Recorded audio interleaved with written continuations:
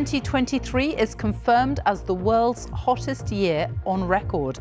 Now, last year was the hottest year ever recorded for the world. The average global temperature was almost 15 degrees Celsius. That's dramatically higher than the last record set in 2016. Our climate editor, Justin Rolat, is here with the details. Justin. Thanks, Sophie. Well, the world didn't just break the previous global temperature record, it smashed it. The average temperature last year was 1.48 degrees Celsius above pre-industrial levels. It beat the previous hottest year, 2016, by a margin of 0.17 degrees Celsius. That is a huge amount when you consider this is a global average across the entire year, say climate scientists.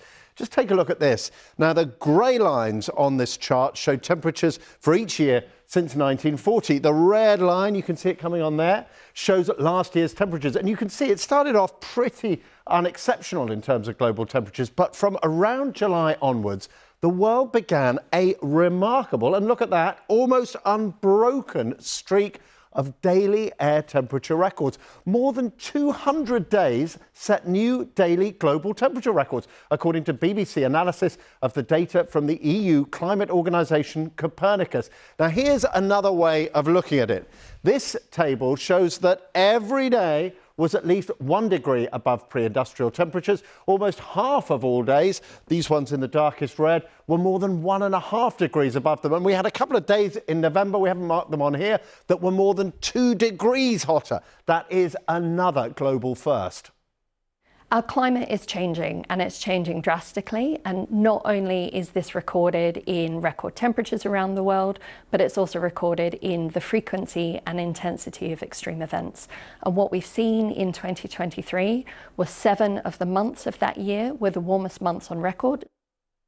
Well, sea surface temperatures were even more dramatic than the air temperature. Here's what happened last year. And you can see every day from around mid-March saw a new daily global sea surface temperature record. Towards the end of the year, around about here, we saw the El Nino weather effect kick in. That's where temperatures rise in the Pacific Ocean, radiating extra heat into the atmosphere. And it is also a key reason why the Met Office expects this year, 2024, to be even hotter than 2023. The main driver is the greenhouse gases in our atmosphere, so those are continuing to rise, and that's giving rise to this 0.2 degrees per decade increase in surface temperature. But added to that, this year we've got the boost of the El Nino, so that's developed through the end of last year, but its main effect on global temperatures is actually the year after that. So we're expecting this year, 2024, to be slightly warmer than last year. So what is the world doing to tackle the problem? Well, at the COP28 climate meeting in Dubai at the end of last year, countries agreed for the first time that the world needs to transition away from fossil fuels, which are, of course, the main source of the emissions warming the climate. Here is the moment that happened. It is so decided.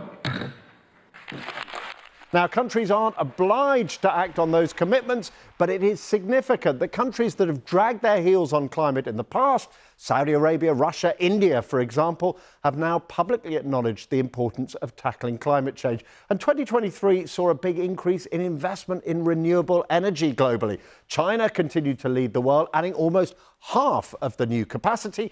But Europe, the US and India have also been ramping up the installation of wind and solar power. But, and this is a big but, 80% of the world's energy still comes from fossil fuel, a measure of just how much further we still have to go.